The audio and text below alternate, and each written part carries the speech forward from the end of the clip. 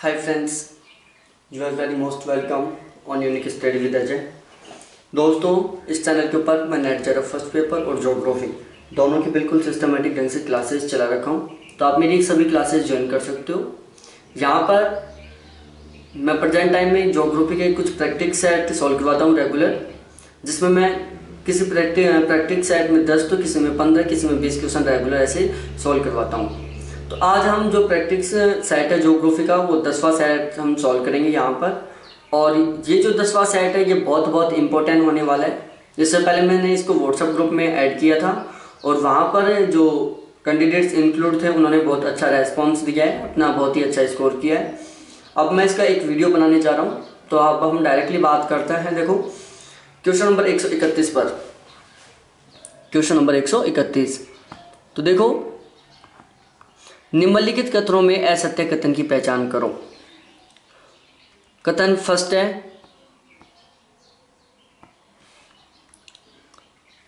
राइन नदी में यूरोप का सबसे महत्वपूर्ण आंतरिक जलमार्ग विकसित किया गया है। यह विश्व की सबसे अधिक प्रयोग की जाने वाली नदी है। दूसरा है, यह यूरोप के हृदय स्थल में बहती है और स्विट्जरलैंड, जर्मनी तथा नीदरलैंड को जल यातायात की सुविधा प्रदान करती है। उसके बाद है, यह यूरोप का सबसे अधिक औद्योगिकृत तथा सबसे अधिक जनसंख्या वाले क्षेत्र को आंतरिक जल परिवहन की सुविधा प्रदान करती है। ऊपरी राइन में नीदरलैंड के रोटरडम एवं एंटवर्प महत्वपूर्ण बंदरगाह। ऊपरी राइन में नीदरलैंड के रोटरडम और एंटवर्प महत्वपूर्ण बंदरगाह।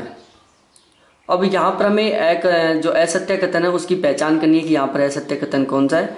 तो देखो, यहाँ पर जो तीनों बातें हैं वो बिल्कुल करेक्ट हैं। कथन फर्स्ट भी बिल्कुल सही है और कथन सेकंड और फर्स्ट ये भी बिल्कुल सही है। कथन फर्स्ट भी बिल्कुल सही है और कथन सेकंड भी बिल्कुल सही है। यहाँ पर जो तीनों कथन वो बिल्कुल सही हैं। अब देखो, राइन नदी के बारे में बात करते हैं, इसका विश्लेषण करते हैं। स्विट्जरलैंड में हिंटर राइन एवं बॉर्डर राइन मिलकर मुख्य राइन का निर्माण करती हैं कि एक हिंटर राइन और एक बॉर्डर राइन, ये दोनों आपस में स्विट्जरलैंड में मिलती हैं और राइन नदी का निर्माण करती हैं। अब राइन नदी के मुहाने पर बंदरगाहें जैसे रोटरडम है, एम्स्टर्डम है और एंटवर्प है। रोटरडम, एम्स्टर्डम और एंटवर्प ये तीन राइन नदी के मुहाने पर स्थित बंदरगाहें।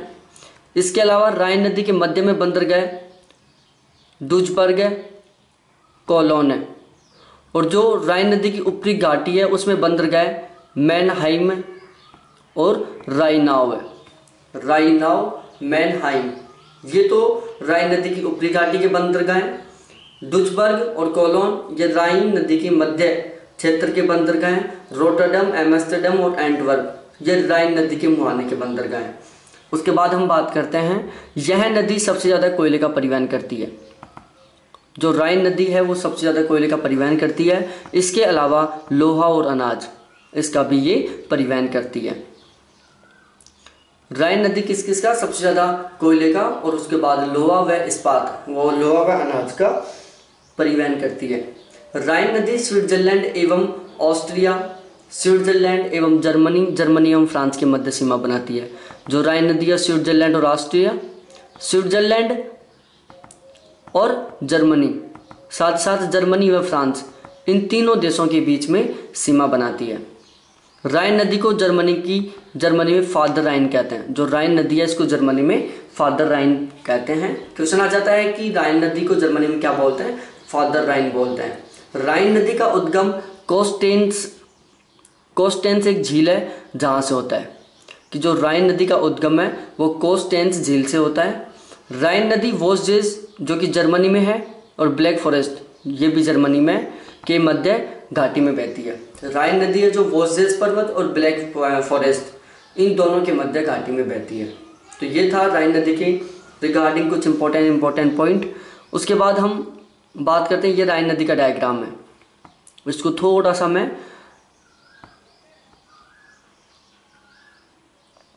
यह है राइन नदी का बंदरगाह डायग्राम। देखो यहाँ पर क्या है, यहाँ पर डेल्टा है। क्या ये डेल्टा है? एक बार मैं जूम करके दिखा देता हूँ आपको बिल्कुल सी।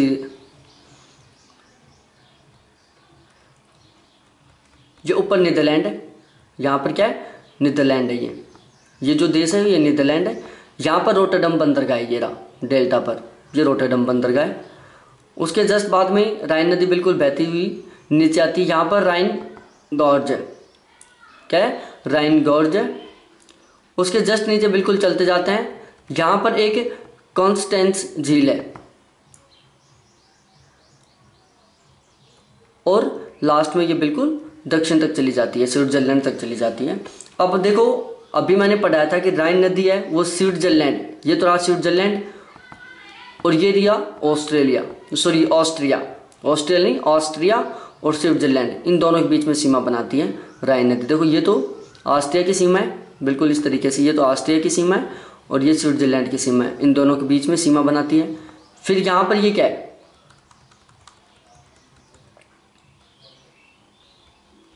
यहाँ पर ये क्या है, फ्रांस है,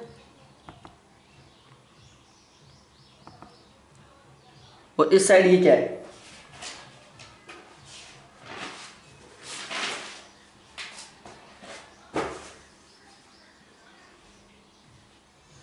ये फ्रांस है, ये वाला तो फ्रांस है, और इस साइड क्या है, जर्मनी है, क्या है, जर्मनी है। तो जो राइन नदी है वो फ्रांस और जर्मनी इन दोनों के बीच में ये सीमा बनाती है। साथ ही साथ जो राइन नदी है स्विट्जरलैंड और जर्मनी इन दोनों के बीच में सीमा बनाती है। ये क्या है, जर्मनी है, ये फ्रांस है, ये ऑस्ट्रिया है और ये स्विट्जरलैंड है। तो जो राइन नदी है Switzerland Austria, Switzerland Germany, Germany और फ्रांस इनके बीच में सीमा बनाती हैं। उसके बाद हम आगे चलते हैं नेक्स्ट क्वेश्चन के ऊपर। नेक्स्ट क्वेश्चन है कि निम्नलिखित देशों में से किस एक में वहां के विद्युत उत्पादन का सर्वाधिक भाग नाभिकीय संयंत्रों द्वारा होता है। तो इसका करेक्ट आंसर है फ्रांस। क्या है इसका करेक्ट आंसर, फ्रांस। इसका बिल्कुल करेक्ट आंसर, इसका करेक्ट आंसर फ्रांस है। कि निम्नलिखित देशों में से किस एक में वहां के विद्युत उत्पादन का सर्वाधिक भाग नाभिकीय संयंत्रों द्वारा होता है, तो वो है फ्रांस। उसके बाद नेक्स्ट क्वेश्चन है 133वां, सॉरी 132 का, हम एक्सप्लेन करके बताते हैं आपको। देखो ये इसका एक्सप्लेन है क्वेश्चन नंबर 132 का, कि विश्व में सबसे अधिक नाभिकीय संयंत्रों की संख्या एवं सबसे अधिक नाभिकीय ऊर्जा का उत्पादन अमेरिका करता है। क्वेश्चन आ जाता है कि विश्व में सबसे अधिक नाभिकीय संयंत्रों की संख्या कहाँ पर है और सबसे ज्यादा नाभिकीय ऊर्जा का उत्पादन कौन सा देश करता है, तो वो है अमेरिका। अपनी विद्युत आवश्यकता का अधिकतम भाग नाभिकीय ऊर्जा द्वारा पूरा किया जाता है, तो वो है फ्रांस। फ्रांस एक ऐसा देश है जहां पर जितनी विद्युत का उपयोग किया जाता है उसकी अधिकतम मात्रा नाभिकीय ऊर्जा द्वारा प्राप्त की जाती है। ये फ्रांस एकमात्र ऐसा, दुनिया के एकमात्र ऐसा देश है जहां पर अपनी आवश्यकता की विद्युत का अधिकतम उत्पादन नाभिकीय संयंत्रों द्वारा किया जाता है। उसके बाद नेक्स्ट क्वेश्चन है 133वां। देखो सभी क्वेश्चन का संपूर्ण एवं उचित विश्लेषण लेने के लिए आप, ये कॉन्टैक्ट नंबर है 7891350470, इनके ऊपर आप मेरे से व्हाट्सअप चैट कर सकते हो, कि व्हाट्सअप नंबर है। साथ ही साथ ये वीडियो देख सकते हो आप, यूनिक स्टडी विद अजय, तो यहाँ पर आप ये वीडियो भी देख रहे हो। उसके बाद नेक्स्ट क्वेश्चन है 133वां, कि निम्नलिखित देशों में से कौन से स्थल बाधित देश हैं। देखो स्थल बाधित और स्थल रूढ़ दोनों बात एक ही है, जिनको इंग्लिश में लैंड लॉक्ड बोलते हैं। क्या बोलते हैं, लैंड लॉक्ड। स्थल बाधित, स्थल रूढ़ और लैंड लॉक्ड, ये तीनों एक ही शब्द हैं। लैंड लॉक्ड इंग्लिश का शब्द है और स्थल बाधित, स्थल रूढ़ हिंदी का शब्द है। तो यहाँ पर कौन सा स्थल बाधित देश है, तो हमें स्थल बाधित देशों का पता चलाना है क्वेश्चन नंबर 133 में। तो 133 में पहला, दूसरा और चौथा, अफगानिस्तान, स्विट्जरलैंड और हंगरी, ये तीनों देश हैं जो स्थल रूढ़ व स्थल बाधित देश हैं। अब हम इसके बारे में आगे पढ़ते हैं। देखो सबसे पहले आता है वह देश जिसकी सीमाएं सिर्फ स्थल या किसी बंद, ये स्पेशल ध्यान रखना है, या किसी बंद सागर से मिलती हैं। स्थल रूढ़ या स्थल बाधित या लैंड लॉक्ड देश कहलाता है, कि एक ऐसा देश जिसकी सीमाएं सिर्फ स्थल या किसी बंद सागर से मिलती हैं, उसे हम लैंड लॉक्ड कंट्री या स्थल रूढ़ देश या स्थल बाधित देश बोलते हैं। विश्व में कुल 47 लैंड लॉक्ड देश हैं। विश्व में टोटल 47 लैंड लॉक्ड देश हैं, जिसमें नॉर्थ अमेरिका, उत्तरी अमेरिका और ऑस्ट्रेलिया में कोई भी स्थलरूढ़ या स्थल बाधित देश नहीं है। नॉर्थ अमेरिका और ऑस्ट्रेलिया में कोई भी लैंडलॉक्ड देश नहीं है। अब हम कुछ स्पेशल लैंडलॉक्ड देश हैं जिनके बारे में हम डिस्कस करते हैं। देखो, Afghanistan, Armenia, Austria, Bhutan, Belarus, Azerbaijan, Bolivia, Botswana, Burkina Faso, चेक गणराज्य, बरंडी, क्या है, बरंडी, इथियोपिया, हंगरी, क्या है, Hungary, Kazakhstan, Luxembourg, Laos, Kyrgyzstan, Macedonia, Mongolia, Nepal, Niger, Mali, Malawi. तो ये कुछ देश हैं जो क्या है, लैंड लॉक्ड देश हैं। कैसे देश हैं ये? लैंड लॉक्ड देश हैं। ये क्या है? लैंड लॉक्ड देश हैं ये, माली और लग्जमबर्ग। इसके अलावा कुछ और भी इम्पोर्टेंट लैंड लॉक्ड देश हैं, जैसे पराग्वे है। कौन सा है? पराग्वे है, रवांडा है, सर्बिया है, स्विट्जरलैंड है, स्वाजीलैंड है, तजाकिस्तान है, तुर्कमेनिस्तान है, युगांडा है, वेटिकन सिटी है, जिम्बाब्वे, जाम्बिया है और उज्बेकिस्तान है। तो ये थे टोटल लैंड लॉक्ड कंट्रीज, जिनको हम क्या बोलते हैं?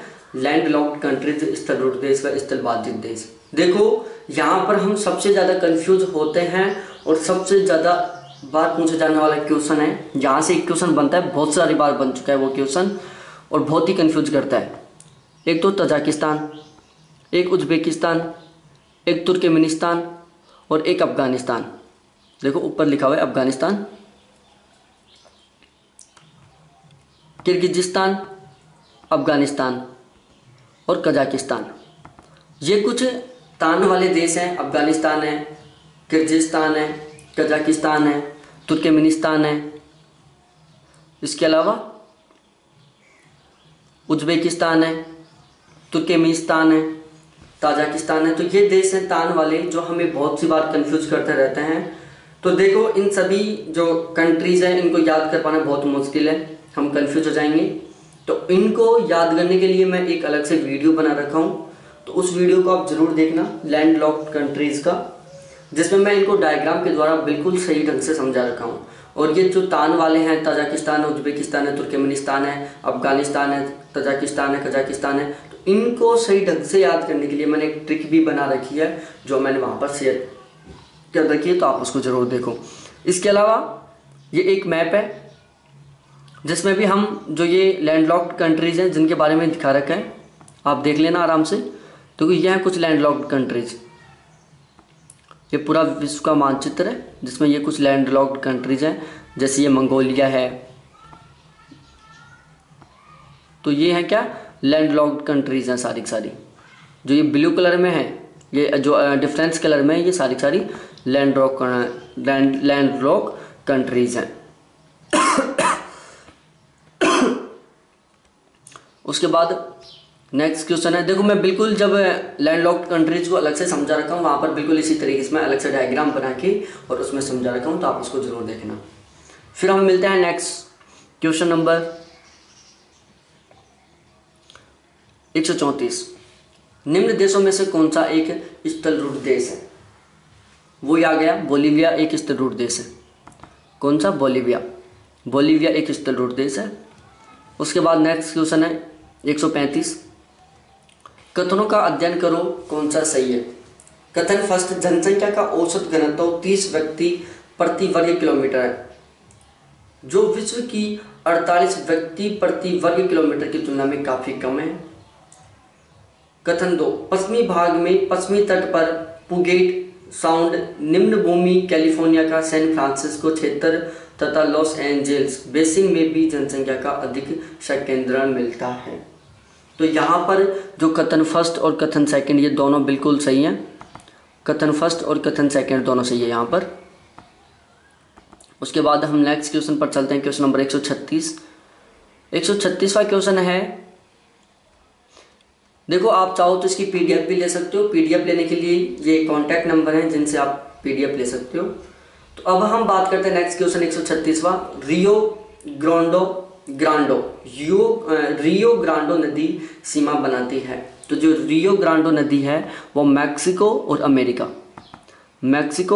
के बीच में सीमा बनाती है। अब देखो मैं मैप से समझाता हूँ इसको। सबसे पहले इसके बारे में डिटेल से कुछ बता देता हूँ। रियो ग्रैंड संयुक्त राज्य अमेरिका की एक नदी है।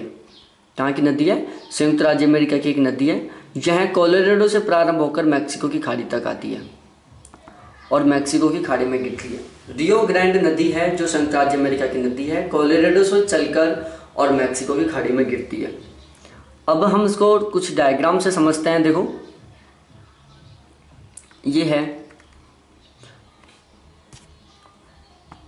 रियो ग्रांडो नदी। देखो ये यहाँ पर कोलोराडो से प्रारंभ हो रही है। कहाँ से हो रही है? कोलोराडो से प्रारंभ हो रही है और ये यहाँ पर आके मैक्सिको की खाड़ी में गिर रही है। कहाँ गिर रही है? मैक्सिको की खाड़ी में गिर रही है। ये यहाँ पर आके मैक्सिको की खाड़ी में गिर रही है और ये यहाँ से कोलोराडो से प्रारंभ हो रही है। ये यहाँ पर क्या है? ये अमेरिका है और ये क्या है? मैक्सिको है। ये मैक्सिको है और ये संयुक्त राज्य अमेरिका है। ये पूरा पूरा संयुक्त राज्य अमेरिका है। ये जो दिख रहे हैं आपको, जैसे ये है, ये सारे क्या हैं? टेक्सास है। ये सारे यहाँ के स्टेट हैं, संयुक्त राज्य अमेरिका के स्टेट हैं और मैक्सिको और संयुक्त राज्य अमेरिका के बीच में सीमा बनाती हुई नीचे आ रही है। उसके बाद नेक्स्ट क्वेश्चन के ऊपर चलते हैं। Question number 133। ऑस्ट्रेलिया की पूर्वी ऊंची भूमि को ग्रेट डिवाइडिंग कहते हैं क्योंकि यह दो प्राकृतिक प्रदेशों को बांटती है। क्या करती है? यह दो प्राकृतिक प्रदेशों को बांटती है। जो ऑस्ट्रेलिया की पूर्वी उच्च भूमि को ग्रेट डिवाइडिंग कहते हैं क्योंकि यह दो प्राकृतिक प्रदेशों को बांटती है। उसके बाद क्वेश्चन नंबर 138 है, निम्नलिखित में से पूर्वी द्वीप समूह का कौन सा द्वीप 3 देशों में विभाजित है? तो इसका करेक्ट आंसर है बोर्निया। क्या है? बोर्निया इसका बिल्कुल करेक्ट आंसर है। उसके बाद 139वां क्वेश्चन है, जकार्ता के संबंध में सही है। पहला, यह जावा द्वीप का मुख्य नगर है। सॉरी, थोड़ा सा इसको जूम नहीं किया मैंने।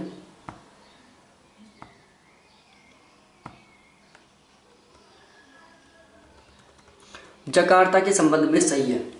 हमें पता चलाना है कि यहाँ जकार्ता के संबंध में सही क्या है। कथन ए है, यह जावा द्वीप का मुख्य नगर है।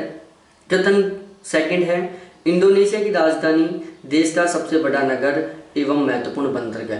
जो जकार्ता है वो इंडोनेशिया की राजधानी है, देश का सबसे बड़ा बंदरगाह और महत्वपूर्ण बंदरगाह।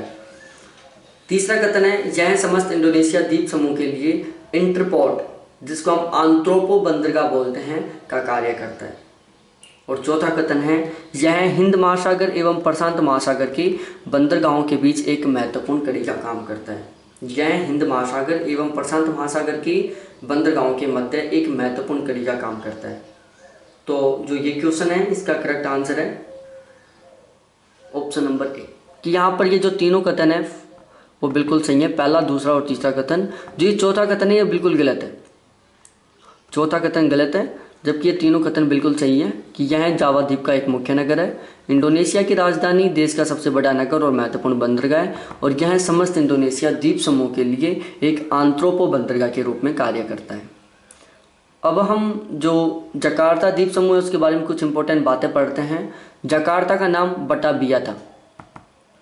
जो जकार्ता है इसका पहले नाम था बटाबिया।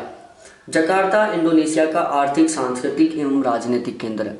आर्थिक, सांस्कृतिक एवं राजनीतिक केंद्र है। जकार्ता जनसंख्या में इंडोनेशिया एवं दक्षिण पूर्वी एशिया में प्रथम है। जो जकार्ता द्वीप समूह है जो इंडोनेशिया में है, यह दक्षिण पूर्वी एशिया और इंडोनेशिया का सबसे ज़्यादा जनसंख्या वाला नगर है। क्वेश्चन आ जाता है कि निम्नलिखित में से कौन सा नगर इंडोनेशिया एवं दक्षिण पूर्वी एशिया का सर्वाधिक जनसंख्या वाला नगर है, तो वो है जकार्ता। उसके बाद नेक्स्ट क्वेश्चन है क्वेश्चन नंबर 140। 140वां क्वेश्चन है बेजी तेल शोधक कारखाना कहाँ अवस्थित है। तो जो बेजी तेल शोधक कारखाना है वो इराक में है। कहाँ पर है? इराक में है। तो आज का हमारे ये 10 क्वेश्चंस के साथ आज का ये वीडियो हमारा कंप्लीट होता है। नेक्स्ट वीडियो हम अभी नेक्स्ट डे बनाने वाले हैं, और यदि आपको इन 140 क्वेश्चंस की बिल्कुल इसी तरीके से पीडीएफ चाहिए तो आप मेरे से पीडीएफ ले सकते हो। वो जो मैं कॉन्टैक्ट नंबर बता रखा हूँ वहाँ से आप मेरे से पीडीएफ ले सकते हो, जो बिल्कुल सही है एग्जाम के लेवल से। मैं ऐसे नहीं पढ़ा रहा कि चलो नॉलेज बढ़ाने के लिए। सबसे पहले क्या है, नॉलेज मत बढ़ाओ, एग्जाम क्वालिफाई करो। नॉलेज पूरी लाइफ है, आराम से बढ़ाते रहना। नॉलेज तो आप बुढ़ापे में जब आपका गर्दन हिलती रहेगी ऊपर नीचे और चलने की शक्ति नहीं रहेगी तब भी आप नॉलेज बढ़ा सकते हो, लेकिन तब आप एग्जाम क्वालिफाई नहीं कर सकते। एग्जाम क्वालिफाई करने के बाद आप नॉलेज बढ़ा सकते हो, लेकिन पहले हमें क्या होगा, एग्जाम क्वालिफाई करने के लिए एग्जाम क्वालिफाई करने के तरीके से पढ़ना होगा। क्या करना होगा? एग्जाम क्वालिफाई करने के लिए एग्जाम क्वालिफाई करने के तरीके से पढ़ना होगा। तो उसके लिए ये मैं बिल्कुल सही ढंग का कंटेंट दे रहा हूँ आपको। थैंक्स देखने के लिए। यदि इस चैनल के ऊपर नए हो तो इसको सब्सक्राइब करके जरूर जाना, इस वीडियो को लाइक करना और अपने सभी फ्रेंड्स के साथ शेयर करना, और ऑल बेल आइकन को जरूर दबाना जिससे आप कोई भी वीडियो मिस ना कर पाओ। और नेट का फर्स्ट पेपर भी मैं बिल्कुल ऑब्जेक्टिव डेस्क्रिप्टिव दोनों तरीके से चला रखा हूँ, तो उसको देखना। और हाँ, साथ ही साथ मैं यहाँ पर इंडियन ज्योग्राफी और जियोमॉर्फोलॉजी दोनों डेस्क्रिप्टिव टाइप से बिल्कुल कंप्लीट करवा चुका हूँ। तो आप इंडियन ज्योग्राफी और जियोमॉर्फोलॉजी को भी जरूर पढ़ना, बहुत ज़रूरी है जियोमॉर्फोलॉजी और इंडियन ज्योग्राफी को पढ़ना, क्योंकि वहाँ पर मैं वो मटेरियल पढ़ाया हूँ जो बहुत इंपॉर्टेंट होने वाला है। थैंक्स देखने के लिए। फिर मिलते हैं हम नेक्स्ट वीडियो के साथ। बाय।